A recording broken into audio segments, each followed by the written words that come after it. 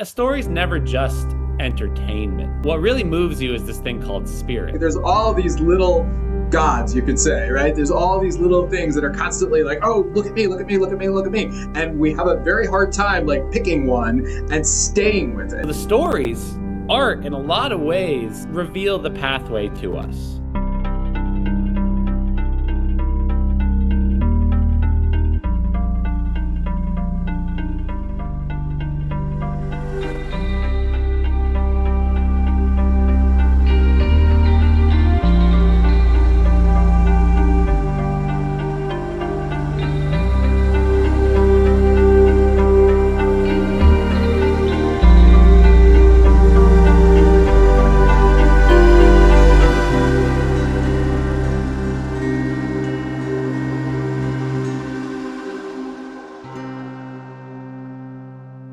Well, hey there, and welcome to the Golden Thread. It's great to be with you here today, and we have another guest conversation for you guys, and so I'm super excited for our guest here today. His name is Christian Edwards, and he is a good friend, and he's also an artist and a writer and a poet and speaker, and just a really creative guy with a lot of great thoughts, and so we're going to have a great conversation with him today. He also serves as a pastor in a local evangelical church, and his role in that church, which is very specific and kind of interesting, is as a spiritual formations pastor. So we're going to talk a little bit about what does that mean and how that might intersect with some of the things that we've been thinking about here on the show. But before we get into it, I just want to say, first of all, just hey, Christian, and welcome to the show today. Super happy to be here, Tim. I think this is going to be a really great conversation. The Golden Thread. I can't wait to see what it unravels and where we get to. Yeah, awesome. Yeah, I'm super excited to see where the thread of conversation will lead. And so great. So once again, thanks for being here today. And I just want to start by asking, maybe for our listeners, what is spiritual formation? What does that mean to you? What do you do, like kind of as a spiritual formations pastor? What is your role, and what does spiritual formation really mean for us? Right. I mean, this is probably the most I'm going to sound like John Mark Comer, in my life, but formation, it goes by many names. What people think of discipleship as, sanctification as. Formation is simply whatever you're coming in as right now, you're becoming something else, which is kind of the basis of all worship. It's the basis of devotion, of seeking after something, is to become like it. I think that's a huge part of us as human beings. We want to behold something and we want to become like it, for the purpose of whatever the good that we're searching after. And so for my job as a spiritual formation pastor, we confess that Jesus is the ultimate good in which you can go after and which you can become like. And so a full part of that is teaching people how to become and embody Jesus and embody who he is. And obviously different denominations, depending on what religions you come from, there's a lot of different ways people think you can get there. But for us, it looks like, learning how to decipher the word, learning how to tackle certain topics and conversations, and figuring out how to really walk this pathway of life for however many years you're here. And so I recently listened to, I love Jonathan Pageau.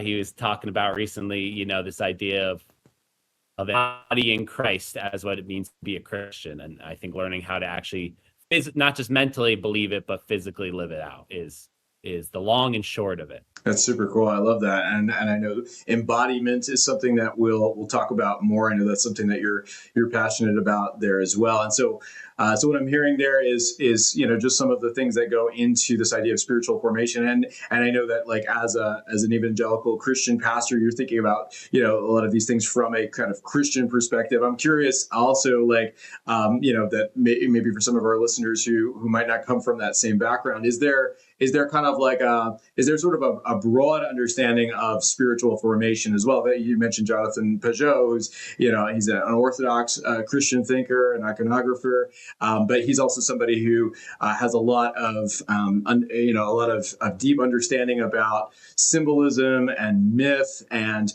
the way and stories and the way that we kind of understand these sorts of things on a deep kind of human level. So I'm wondering also too, when it comes to this idea of spiritual formation, is there sort of a broad, a way of understanding this maybe also, maybe that from other kinds of contexts?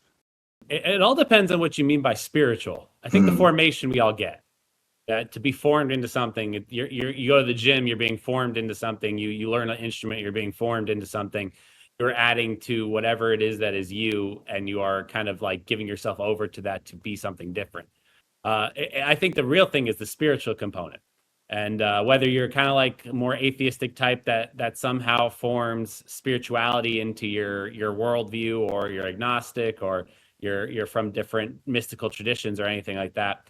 Spirit, I'll give you my definition of spirit. Spirit is it's the wind in the sails of your ship, right? So you're a ship, and you go this direction, you go that direction. And for a long time, the materialist world thought it's just a determination of your will, wherever you're going, your sight, your what you grew up in, your upbringing, the environment, nature, nurture, all that stuff. But what really moves you is this thing called spirit. It's this invisible, intangible, whether it's a force, an energy, an idea, a person. The Christianity will the Lord of spirits. He is a person, but then there's all these different. The Bible even talks about all these different forms of spirit, and so if no matter where your background is, what you attest to be true, you are going somewhere and you're reaching a destination because something is pushing you there. And that can get deep down into psychology, that can get deep down into metaphysics, all that kind of stuff. But you are going somewhere and you're becoming something because something is pushing you there. And so whether you find yourself super fearful, like neurotic, maybe into places of feeling anxious, what Christianity would say is that a spirit of fear is motivating you there, which at some point can sound like demons, right? You're being demon possessed, but at the other end, I think it can be that there is a mighty wind, pushing humanity this way and that way and up and down all of the time, and you're being spiritual. You are being moved in a direction and becoming something else, whether you like it or not. That's It's the Charles Taylor, the Catholic philosopher who wrote a Secular Age and all these things. He had the two versions of self. You either have the buffered self, which modernity says it's just you. There's nothing controlling your thoughts. There's nothing happening. It's just you, whatever you is. And then there's the porous self, which is more likely true, is that we have ourselves are porous, which means there's a lot of influence from outside. Right? The air, the prince of the power of the air is another Christian phrase.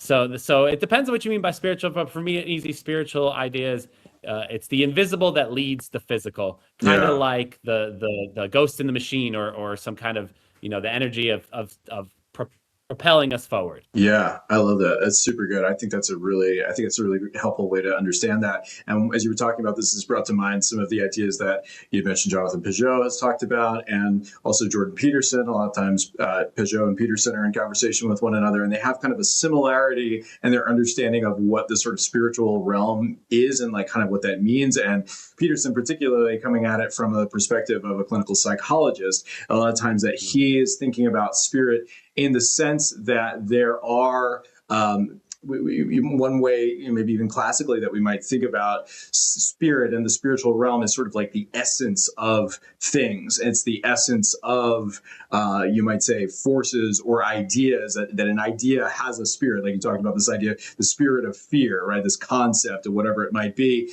It has a spirit. It has an essence. It has a sense to it. It has a feeling about it. There's a thing, that's sort of there. There's like a thickness to it, that there's something that's there that's not a material thing. And like you say, a lot of times in our kind of post-Enlightenment culture here in the West, we tend to think of the world as just being a world of things. But then there's also this idea that there's the intangible, right? There's this something kind of behind the stuff of the world.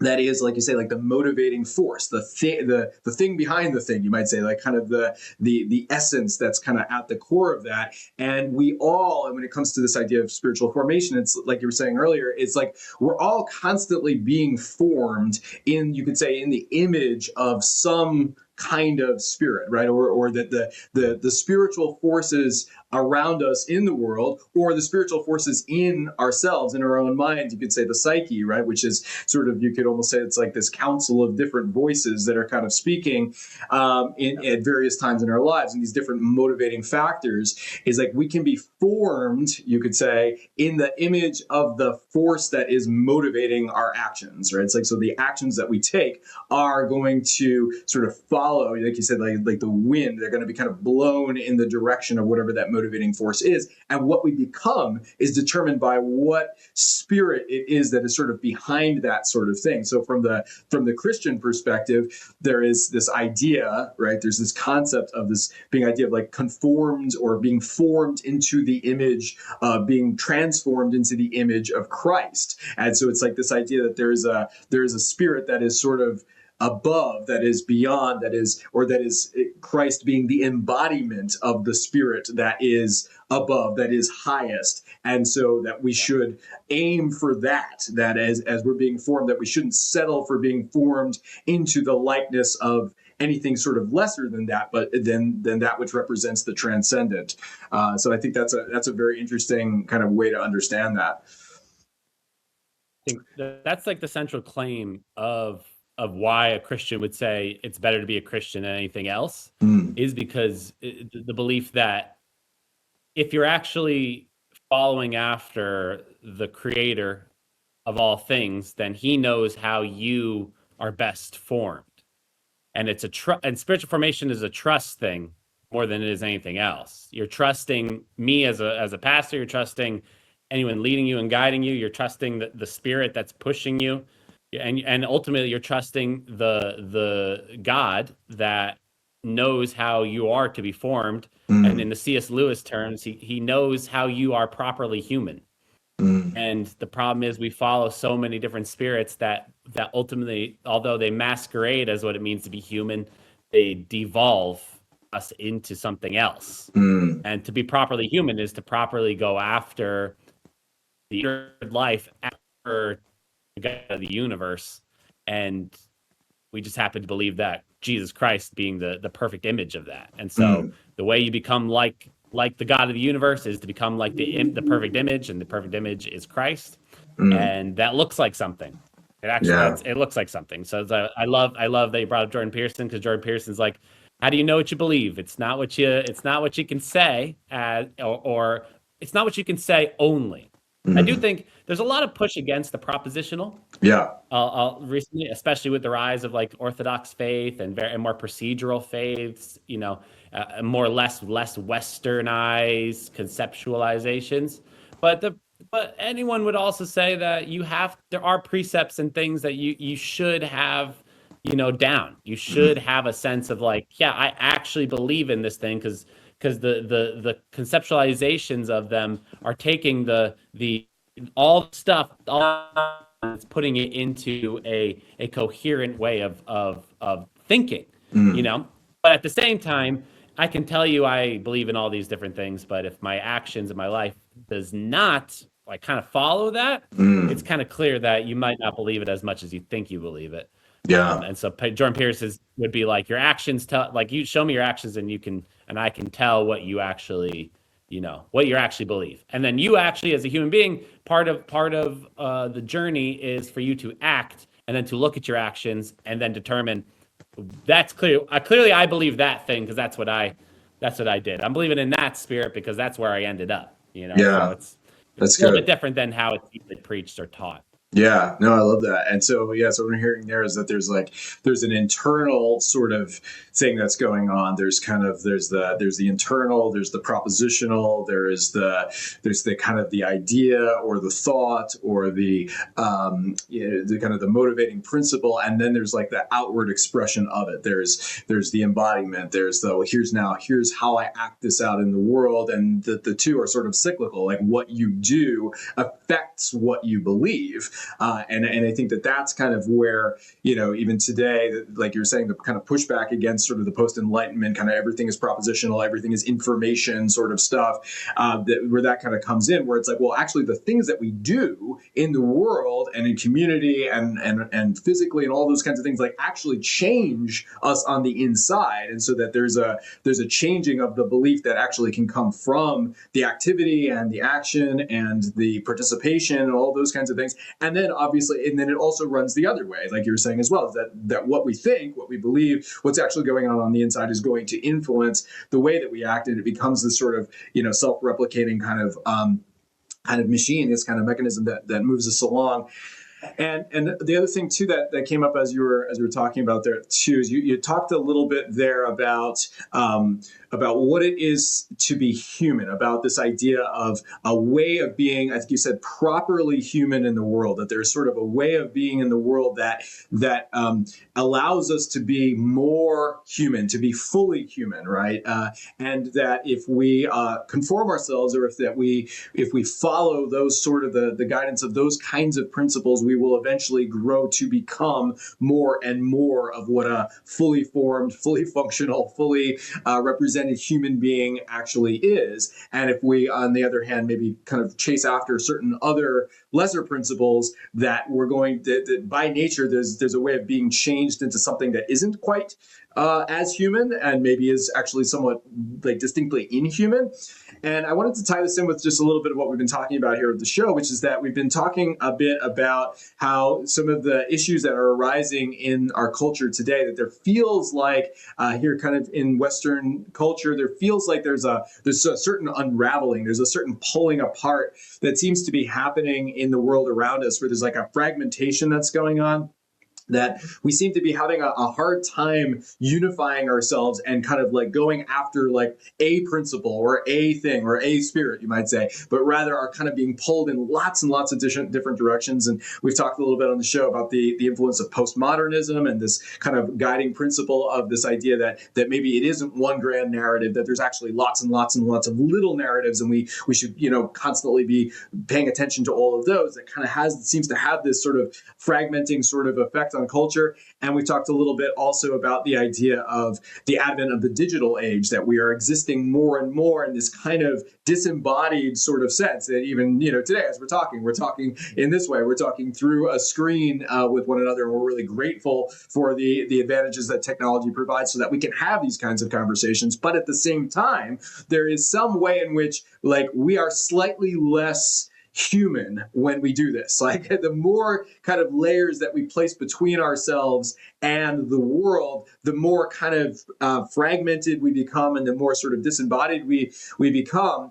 And so I wanted to maybe talk a little bit about this idea of like what it is to be human, and what are maybe some practices, what are some things that we can do to really hold on to our humanity in the midst of the kind of fragmenting forces and the sort of dehumanizing nature of this kind of digital and postmodern world that we're kind of living in. So I know that's a whole lot of stuff I just threw at you right there, but was there anything that maybe as I was talking about that jumps out at you that you'd like to maybe grab onto there?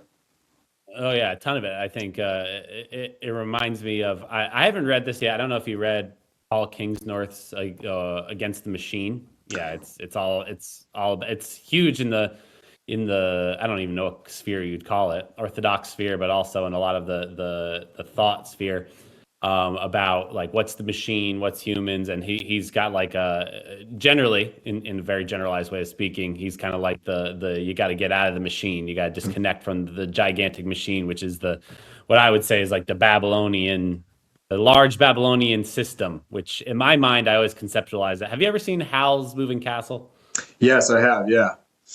I always conceptualize the like the Babylonian spirit as like a giant, kind of like Howl's Moving Castle, this giant mechanistic, moving, lumbering thing that has kind of like a Tower of Babel, that ancient pictures of a Tower of Babel on the back of it. And it's just kind of it's got things moving around all these different places. You got gears moving here and lines moving here, because it's all like, it's this amalgamation. And so the machine is like the seculum in St. Augustine's City of God idea. It's this, there's the kingdom of God, and then there's the kingdom of this earth and all that. And so it's like what do you do with the machine? Because the machine is, or the Babylonian system, all these things, they are what does ultimately make you less human. But they're so like the human like made, like it's like if humanity could make its own image, it would look like that in its own dim-witted way. What I think is ultimately, what does it mean to be human? It means to properly properly deduce how much you're actually meant to be part of the machine and how much you're actually meant to be outside the machine in this kind of, limited space that we have. So I think of two different places in scripture. I think of Jeremiah, where where God's telling Jeremiah, is like, you got to tell the people they're going to be here for a little bit. So you got to strap in, you gotta start building, you got to start planting, because it's, you're not getting out tomorrow. And then also in Revelation, where it says, all right, it's time to go, time to get out of Babylon, right? It's time to leave. And so to be properly human, I think it's this idea of knowing when to stay and when to go, which is kind of like the right and the left. It's the right being the center, the right being the thing that doesn't move. It's more of the conservative identity for like foundation, and then the left, which can reach out and pull in. And so there's this idea of knowing when to hold them and when to fold them. Knowing when you are to be here and to not move, and knowing when you're meant to go out. And I think it's this pulling back and forth. And so ultimately, what does it mean to be human? I think it's knowing it's being unabusive, right? To like, the idea of being abusive is I go too far or too little. And the human and the non ideal human fleshly idea is I go too much or too little, too much or too little. We're either like super hot or super cold. But there's something about not unabusive. I like to be a well-ordered human is to love the right amount, and to love the right thing the right amount, and to find yourself able to engage with the right things at the right time, and leave a little room. There's that little room for the mystery. Maybe there's a lot of room for the mystery, to be honest, but you know what I'm saying? Like I don't know if I'm making any sense to you, but it's this to be human is to know how much at what time. And you see Jesus, it's kind of like with the idea of perfection. We do have to try to image Jesus. One thing that you could always say is like, Jesus knows the right thing at the right time. Knows how to move the right thing at the right time, how to engage, how to be confrontational, how to be comforting and that is ultimately you want to find, and this is going to sound funny, you want to find the spirit that's actually going to move you at the right place at the right time. And so to kind of link it back to the other conversation we had, it's like, how do you know you got a good, you got your sails are being filled with the right form of wind, right? It's that you're going, you know what to do at the right time. You're trusting in the thing that can get you where you got to go. So if your spirit, is on like a financial track, and you're like, I want to go, like the good for me is in making a lot of money, then you're trusting in whatever to get you there. And that hopefully will tell you the right thing to do at the right time. And so I think there's something about that, being human, to truly be human, right? So, because we can keep saying there's other things to be human, right? Did you see Shia LaBeouf's interview with have you seen the clips of that? I've seen some of it. It's pretty crazy and wonderful and terrifying all at once. Terrifying all at the same time. You watch it, and I'm like, I understand a lot of what he's saying. It's also said through a lens of like a deeply broken, erratic human being at this moment. But I would also look at that, and I would say there's a degree where to be human is to be properly well ordered. And then weirdly enough, to be human is to be totally out of control. At the same time, in some way, like it's to be known and to be unknown. Mm. And I see Shia LaBeouf, and I'm like, yeah, that's a deeply human thing to want, to Yeah. desire, to like what he says about joy being sacred. Mm. I did a joy is sacred. And it's like, Mm. that's true. And it's expressed in an abusive way by Yeah. getting into fights at Mardi Gras. But Yeah. what I'm saying? Yes. So there's something there about that. Yeah. I don't know if I made sense in that, but Yeah, no, absolutely. And it ties in with some of the stuff that we've talked about on the show in the past as well, too, which is sort of like the interplay between chaos and order. And, yeah. and how when it comes to formation, that there is, I think that it's necessary that there's like constantly this process of like making and unmaking, right? And so like like you're saying, like as far as what it means to be properly oriented in the world is that we are constantly in motion, right? It's like we are particles in motion, we are forces in motion, and we're constantly moving, and the world is moving, and things are constantly shifting and sort of changing. And so there's this like reorienting process that's always kind of happening all the time. And in order to be successful in doing that, we have to be sort of like unmade, like in the process. And so, like you're saying, like for example, it's like if I'm sort of, you could say sort of like following the financial spirit, right? Like, okay, I'm going to get the money. Like, this is what I'm going to do, and I'm being successful in doing that, right? Then like I need to like I can follow that spirit as far as that spirit will lead me, and they'll get to a certain point at which it becomes optimal, right? It's like I'm now participating in that world, in the financial world, to the greatest degree possible, so that it's benefiting me and it's benefiting the community around me and my family and all those kinds of things. But if I continue to pursue that spirit further than what it should be, I'm going to start finding myself. It's kind of that bell curve, right? It's like you start to find yourself in the realm of diminishing returns, right? Now I may have the money, but there's starting to be breakdown happening in other areas of my life, because now I'm working overtime all the time, and I'm just constantly like going after the thing, and maybe it's changing me. It's changing even maybe some aspects of my personality. It's changing the way that people see me, and then the relationships that people have, and it's shifting things in that way. And so it's like at that point, there is kind of this call, like if I'm properly oriented as a human, to say, okay, now I need to shift my orientation. I need to shift the direction. I need to stop. I need to take, and then I need to stop following this particular spirit that I'm following right now. I need to shift and change direction and say, well, okay, well, where do I need to turn my attention now? Where do I need to reorient myself now? It's like, oh, well, okay, like I need to pay attention to my family, and I need to pay attention to my, to my marriage in this case, or to my community, or to my, political structure, or whatever it is, or even just to other things within myself. I need to rest, or I need to read a book, or I need to, put something on, to watch, or whatever it might be. Like I need to feed myself in some way. So, but that requires a breaking down of the kind of structures that had established themselves in my life, and a rebuilding of structures. And it might be just something as quick as like,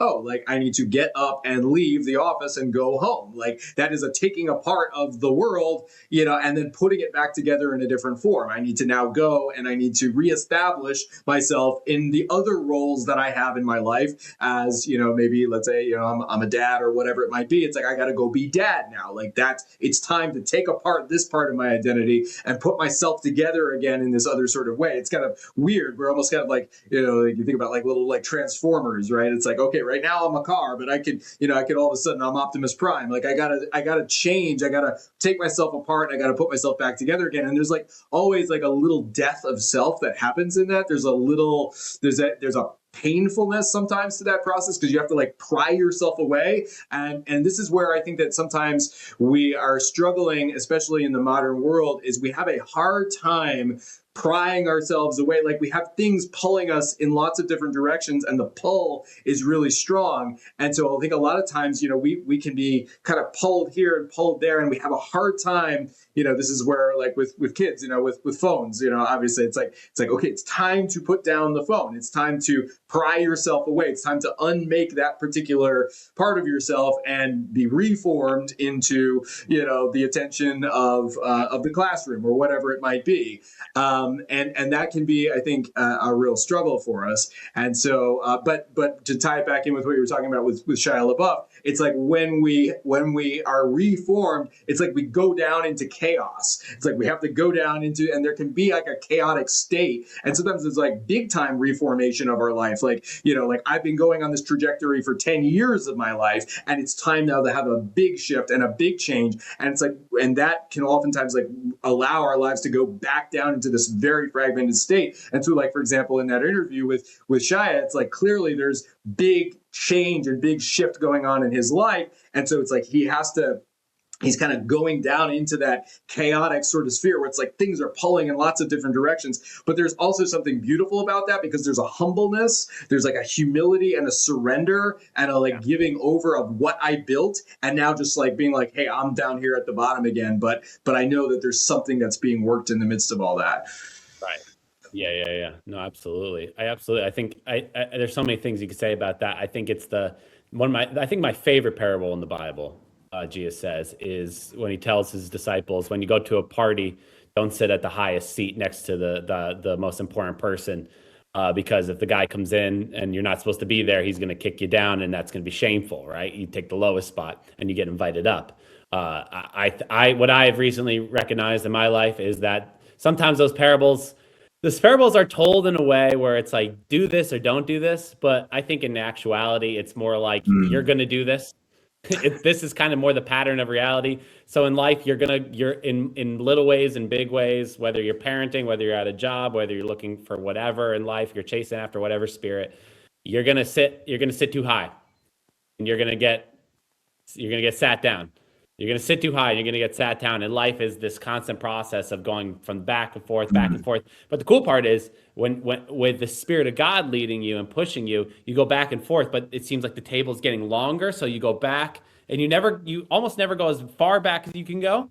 And you just keep going back and forth, and you get further and further each time until you look back at your life and you're like, wow, all those subsequent fallings and returnings actually brought me somewhere quite different. It's like it's like that weird process of repentance, and then there's grace for your sin, and there's even more grace for when you sin. Doesn't mean you try to go sin, but then to understand that you're being humbled is actually what's going to push you further, and it's going to exalt you further and further and further. And so for Shia LaBeouf, I think he sat a little too high. He tried to sit way too high, whatever the good in his mind was, which is, I understand. Like he seems like I'm not an extrovert. I admire extroverts, but there are people that the party's going on and they are so involved with people and life, and they love and joy in this very social way that when you mix a little too much alcohol in it, it's going to go crazy. But the alcohol is the spirit, right? The alcohol is going to lead you into greater senses of connectivity, which is why I'm not anti-alcohol. I'm just also, again, be properly ordered is to be non-abusive, and so you gotta watch that. But in a lot of ways, it's this is my definition of faith too, and I'll just give it that. Like everyone's got faith, right? Everyone's got faith. Faith is trust across time for the establishing of the good. Wow. So trust across time for the establishment of the good. So whatever the good is determined, whatever you've determined the good, you're trusting in something to get you there, not just for today, but you're trusting in it long term. And it's meant to take the good and establish it in you. So whatever the good, so we talk about the financial expert. The good for him is making as much money as he can within this amount of time. He trusts in the system of sales. He trusts in the economy. He trusts in political parties, and as he trusts in them, he interacts with them in a specific way. Maybe he lobbies for something. Maybe they bribe someone. Whatever it is. But for him, the good is that money. It's making that money. It's being at the top, and whatever he's trusting in, he believes it's going to get him there. And so same thing you can say again with Shia LaBeouf. Like the good for him is to be a part of humanity in this very social way. And so perhaps he trusts in alcohol in order to get him there, and he trusts a little bit too much. And so we're all looking for goods, and we're all looking for ways to get to those goods. It's just that not all goods are created equal. Yeah, I love So it's that. like, so Yeah. not all goods are equal. And so your good determines a whole lot of things. But if your Mm, good is making money, if your good is eternal salvation, that's a higher good than making money. right. Yeah. You know, Yeah. there's a hierarchy. And yeah, and that needs to be properly oriented. That's really, really good. And I love what you said there too about the importance of faith in this, because I think that this really ties in very strongly to the modern paradigm and sort of the dilemma that we find ourselves in, which I think it said something to the effect of that faith is kind of what holds us to the course, for the long term. It's like we orient ourselves towards a guiding star, a guiding principle. There's something that we're going towards, and we have that kind of wind in the sails, and we're traveling in that sort of direction. But that there's a longevity there, that there needs to be a kind of a long-term sort of focus in that direction in order to make it there. Like you said, like about the illustration of the table getting longer, right? It's like, okay, we got a little bit further to go to get to the place of optimal involvement and participation in whatever that thing is.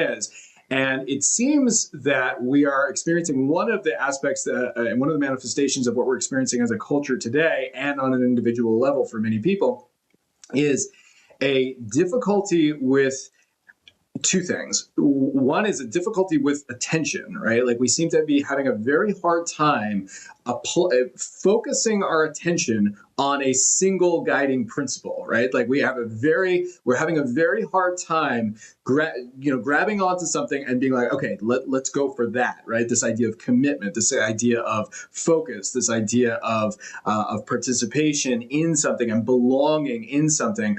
We seem to be oftentimes, all too often in our culture today, I think, in a constant state of, we talked about this process of being made and unmade over and over again. It's almost like we're constantly doing that all of the time. And it just feels like, every time that you're scrolling on your phone, right, and your feed is constantly, hitting you, is presenting you with all these different things. It's like you're scrolling through a battlefield of competing spirits. It's like there's all these little gods, you could say, right? There's all these little things that are constantly like, oh, look at me, look at me, look at me, look at me. And we have a very hard time like picking one and staying with it. And there's something about the sort of digital world that we live in that allows for the continual conversation and the sort of the arena of many different voices that seems to be creating this sort of state of mind where we're constantly being pulled in lots of different directions, and we have a hard time like attending to one thing for the long haul. Like we can give ourselves attention, but for the long haul, it seems to be really hard for us to actually invest ourselves. So there's an attention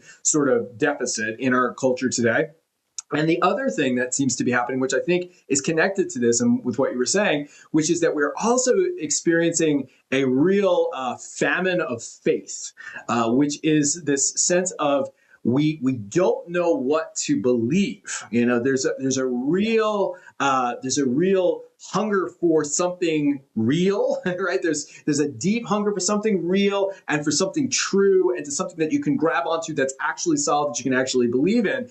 And what we're seeing by and large is kind of like almost a radical skepticism about everything, about the nature of reality. And I think that both of these things kind of tie into the sort of postmodernist paradigm, which is that it's like, well, there are many, many stories, there are many, many different voices, there are many different things that are speaking, and we need to pay attention to all of them. And so it's very hard to then pick one and just focus on that, because that to do that would be to exclude all of the other voices. And it's like, well, I can't do that. I gotta include everything. I gotta have all the voices all the time. But that's what pulls us into this state of basically that is essentially identical with the state that we would refer to as anxiety, which is just having all of these different things and I can't focus on one of them. Or we talk about some of the mental health crises that we seem to be seeing today with ADHD and this kind of difficulty with applying attention. And then the other thing with that too is that that's called into question by the postmodernist sort of way of seeing the world, is that it's like, well, not only do I need to be paying attention to all of these different voices, but I should never be too certain that any one of them is actually true. And so we see this kind of constant doubt. Like there's always this like, well, I'm going to go with this for a little bit, but I don't want to go too far because it might not actually be true. Like maybe I should go and listen to this other thing. And so So yeah, I don't know if maybe you could speak to something about that as far as the difficulty with faith and also in the relationship between faith and also attention. 100%. So attention's everything. It's or at the very least, your attention reveals everything. Mm. That has to do with you and knowing who you are. So the big terms, right? So the combinatorial explosiveness, which is a big cog science term. I heard from John Vervaeke, who is also like big into that. Yeah. It's the everything everywhere all at once exploding all the time. Mm. So when you said, yeah, there's so much there's so much to focus on. Yeah, there's infinite amount of things to focus on at any one given moment. And so our beings, the way they're designed is that you can't clearly see everything all at once, all the time, despite what that movie says. You know, the movie being like, I think that's why there's such a desire to know about the multiverse or believe there's a multiverse, is because it somehow puts into order all the crazy things. Like it's like a system that you could throw on the universe and it accounts for all the variation. That's what the attempt for the multiverse is, but it ultimately breaks down because it's far too lofty a goal to account for all the universe. So what do we do as human beings? We only see what's relevant to us. It's called relevance realization. So you only see what's relevant to you, depending on whatever it is you value and find salient, important, right? So your salience hierarchy. So you have a hierarchy based upon however you live, nature, nurture, all the millions of factors that got you to this point. So you have your hierarchy of what's important, which informs what you see in the sea of everything. I think our age right now, the spirits of our age, have influenced us to believe that what we find salient is this disconnected, multifaceted amount of things all at once. Yeah. Yeah. So postmodernity, like you said, postmodernity has raised us to have our hands in a lot of different pies all at once. Our hands are in everything. And what that's created in us, and our phones and technology has aided in developing this in us, is to have like TikTok brain, quick. Because how can you account, like if you value everything, or you have a value structure, what's important, everything, then now you find everything relevant. And that used to be called like a renaissance man, but which I very much value that in human beings. I value people being interested and good at a lot of different things. But there's something more frantic about our age, where we are the age of jack of all trades, master of none idea in the negative sense. That we're not very much digging to the deepest parts of any one thing. We are being lightly touched by a bunch of different things, which, like you said, you got to go deep to get the juice. You got to go deep to get the treasure of anything. So if you're just on the surface of a bunch of little things, you're not really getting the treasure of any one thing. And so I think when it comes to faith is meant to lead you to trust the commitment in something, because it's only through committing to something that you're actually going to get to the good. You can't have a like faith and commitment and lack of commitment don't really work. Like you have to give yourself over to something to see if it actually is going to produce the good. It's just how it works.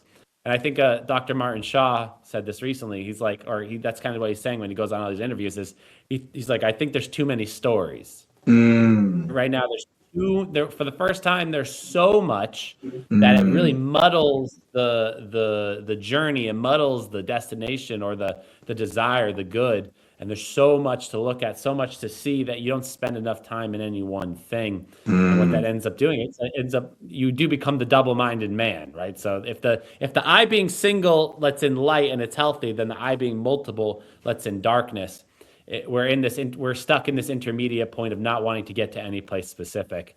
Yeah. And I think that really is to our detriment. And I think it's society's detriment. It's to our, because to have a relationship with a person, you have to very much be committed to them in some way. Yeah. And hookup culture or this very flighty way of existing is anti-human in the sense that it's anti being established in something specific. And that's ultimately leading to our mental illness. For sure. Yeah. ADD, being on the spectrum, all this stuff, for sure, in some way, is tainted by the rabid, multi-level, tree rooted. You're going all these different directions instead of perhaps one very, very good direction. Yeah, that's really good. I love that.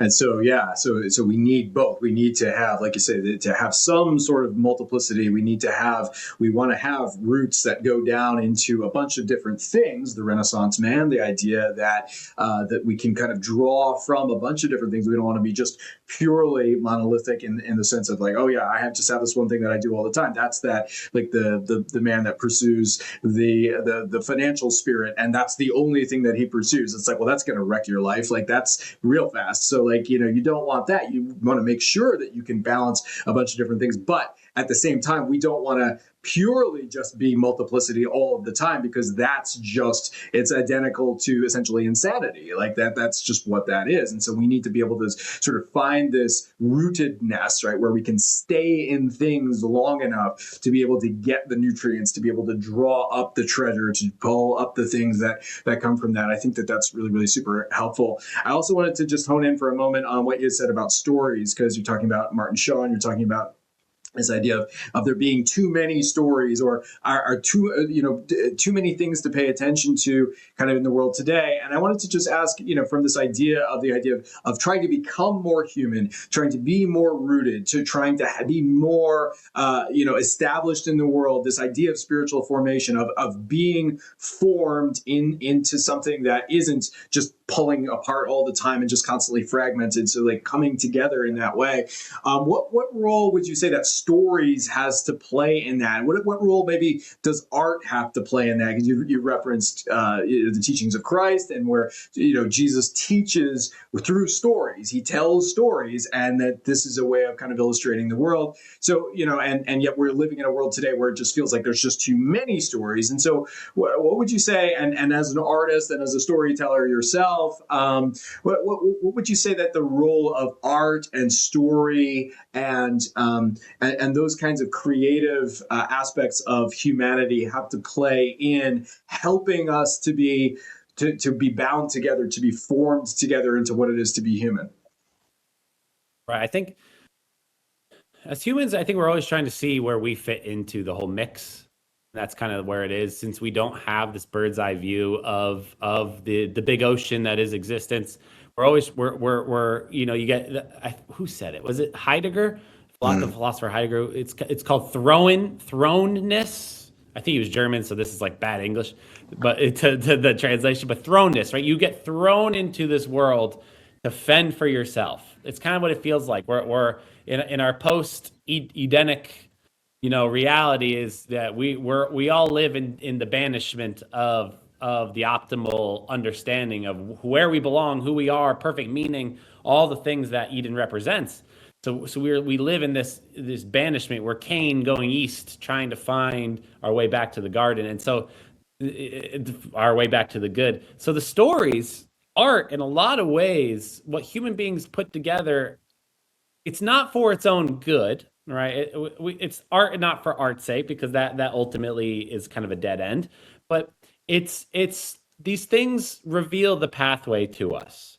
They provide us with the necessary direction on how to plot a course in the grand sea of multiplicity that's crashing and breaking. It teaches us about how to engage with the chaos.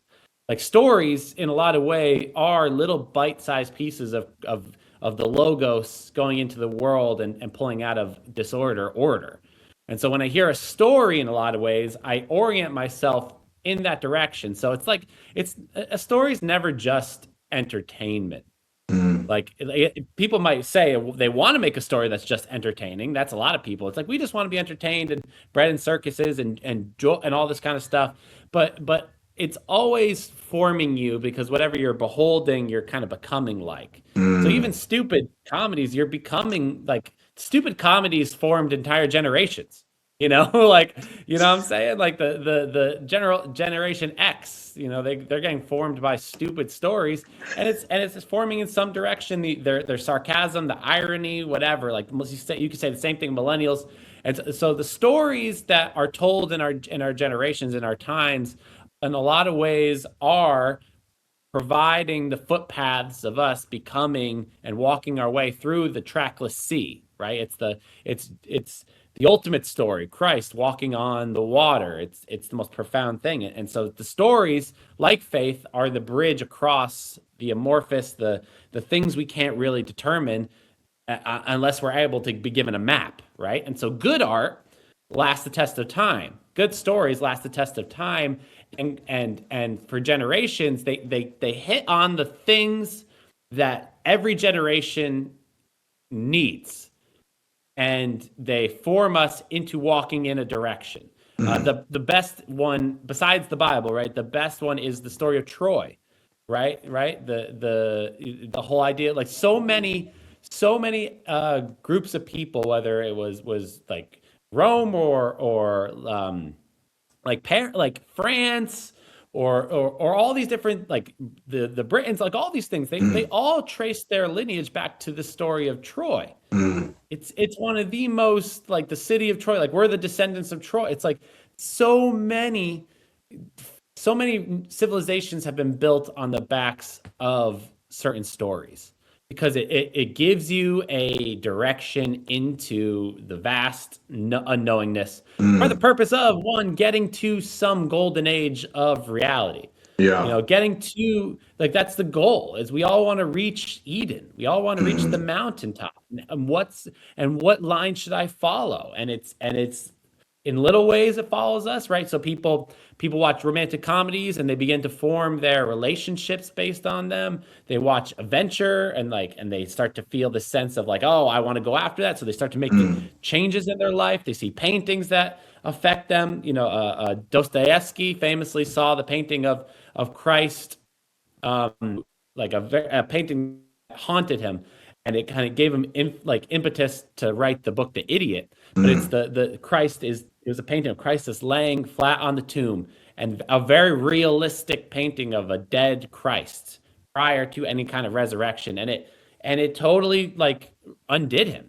Wow. There are people in, it's funny, I went to Kenya, and the people, the older generation in Kenya, they were talking about the younger generation, how a lot of their customs on how to get married, which is to have a dowry and to produce and to have all these different things, that the younger generation is being influenced by movies. And so now they're becoming American movies. So they're becoming a lot less interested in maybe the more cultural, traditional ways of doing things, and they want to have more westernized Yeah. sorts of. So you know what I'm saying? So these Yeah. stories, they provide a blueprint. And as much as if there's any Christian out there that's like, well, I'm only, the God's the only thing that influences me. It's like, not true, right? Right? Like there are you're being influenced by stories as much as anyone else. Even if you just read the Bible, those are stories. Like, they're not just accounts. They're stories that show you and reveal to you the world, and they're the best stories. And if you live your life after them, you are going to be generally far better off than of other people. So that would be my thought. Like, that's the importance of making good stories in art. Now, to Dr. Myron Shaw's point, there's a lot of bad stories. There's a lot. They're just more does not mean better. Right. And Yeah. and so there's a heavy competition, and in going back to what you previously said, if there's an inability to truly sift out what's a good story, what's an unhelpful story, what's valuable, what's unvaluable, and we can't put things in their proper hierarchy, then we're just going to be following stupid stories that lead us to stupid places. And that's kind of what we're dealing with right now with a lot of people, is a lot of whole institutions have been swayed by bad stories. And they've led us to where we are now, and we've lost our ability to decipher what's good and what's not as good. Right. Which is one last thing: the tree of the knowledge of good and evil, or as kind of more better explained, the tree of the good and bad. Right? It's like the knowledge of what's good and what's not as good. It's not as moralistically evil as what a lot of scholars would say. So it's like that. I'm not someone who believes that humanity was never supposed to eat it. I actually think that through time, which is kind of like a Saint Ephrem, the Syrian kind of way of looking at it, it's like we were supposed to be given knowledge of what is good and what's not good. We were supposed to be given that. The problem was they took it way before they give, which is kind of again the sitting too far up at the wedding banquet and getting kicked all the way down. It's like they got the major boot because of the reaching for something that wasn't theirs yet. But Solomon gets given what they took for themselves, and he asks for it. He asked for wisdom, which is the discernment between good and evil. So he gets given the fruit, but once it's given, it's a blessing. When it's taken, it becomes a curse.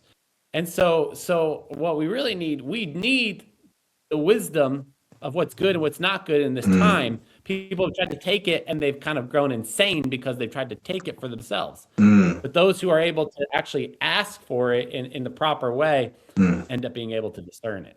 I love that. Very, very good. That's awesome. Yeah. So the idea that stories determine our course through life, and that we need to properly orient ourselves and properly orient the stories that are influencing us and that are charting the course through life so as to be able to climb the mountain, you could say, or to be able to reach the goal without constantly being pulled away and distracted and all those kinds of things. That's really, really great. Now, I just wanted to, as we kind of bring this in for a landing, I just wanted to kind of ask, maybe for our listeners here. So for our listeners, some may be, coming from various perspectives. There may be some that are coming from, a Christian perspective. There may be some that are coming from other faith traditions, or maybe agnostic, or whatever it might be. But we're all kind of living in this world, right? We're living in this world, in this time.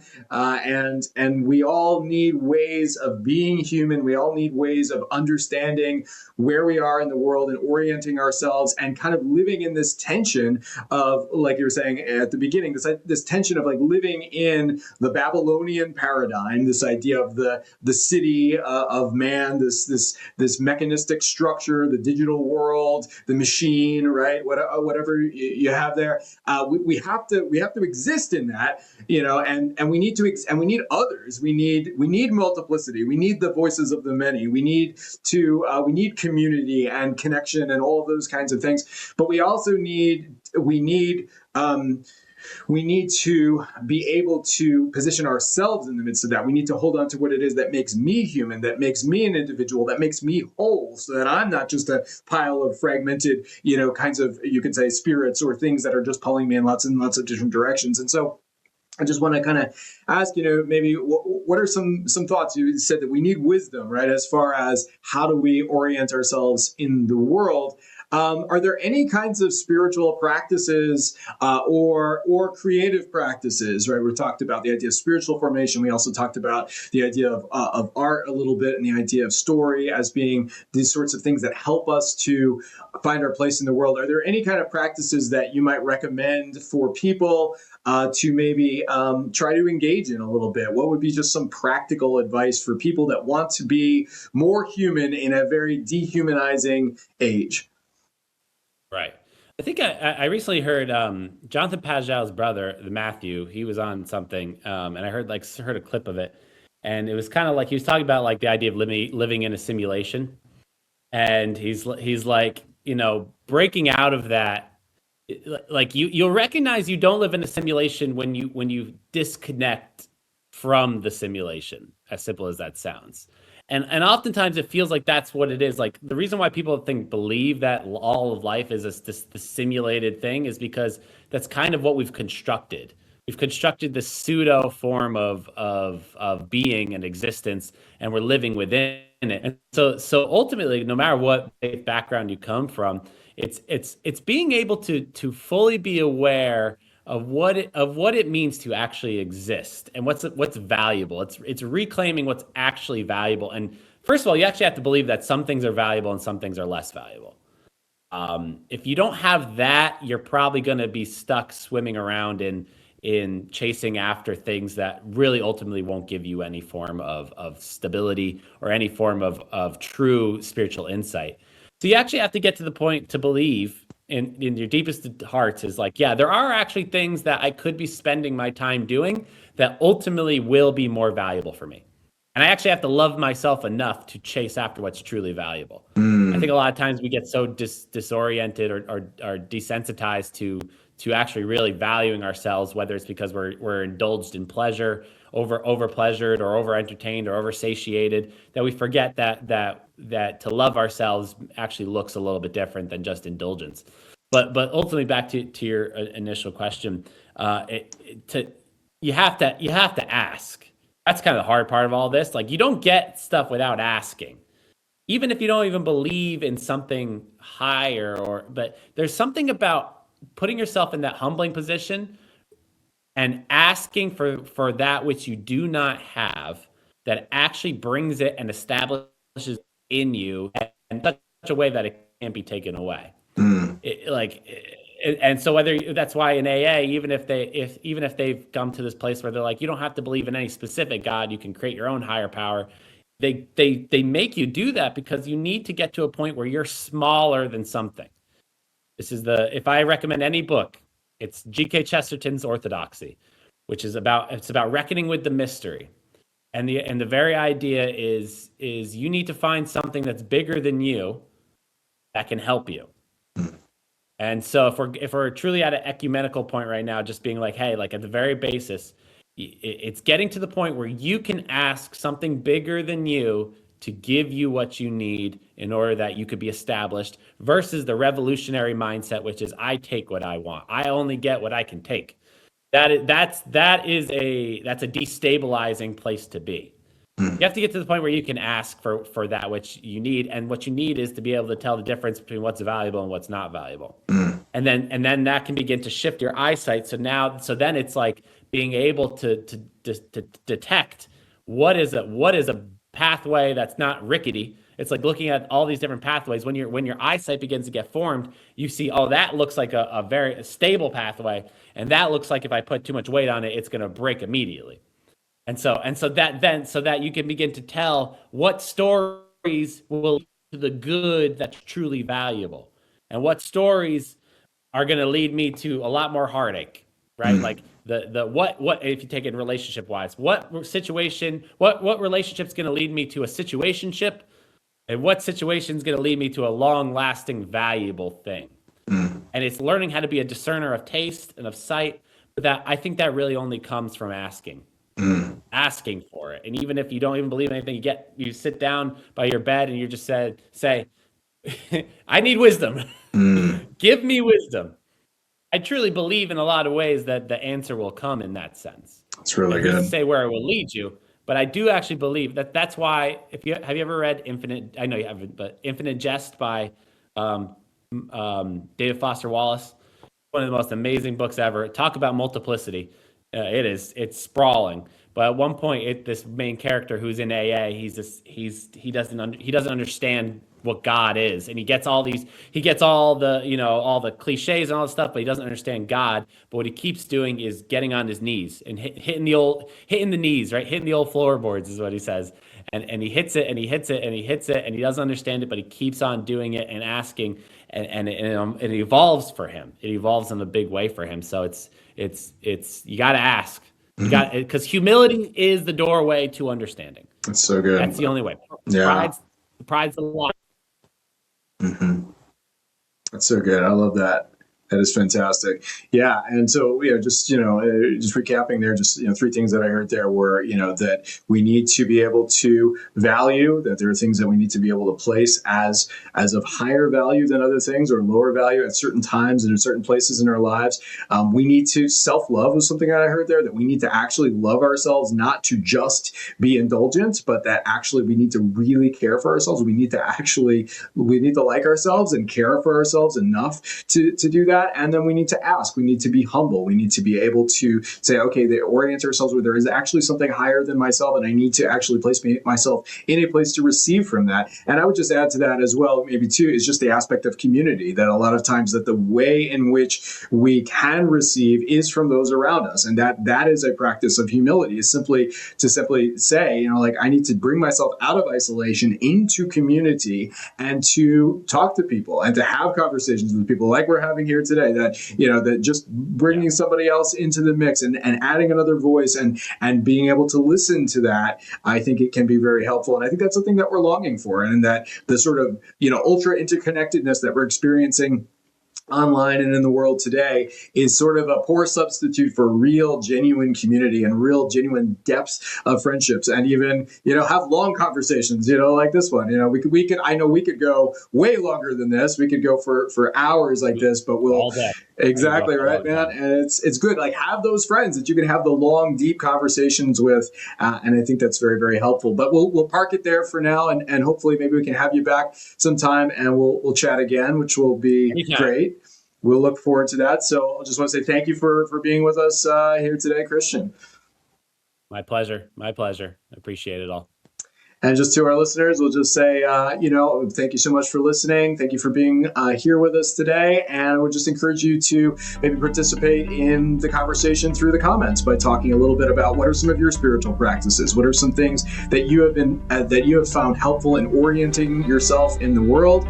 And what have been some of the stories maybe that have been helpful in terms of charting a course through life?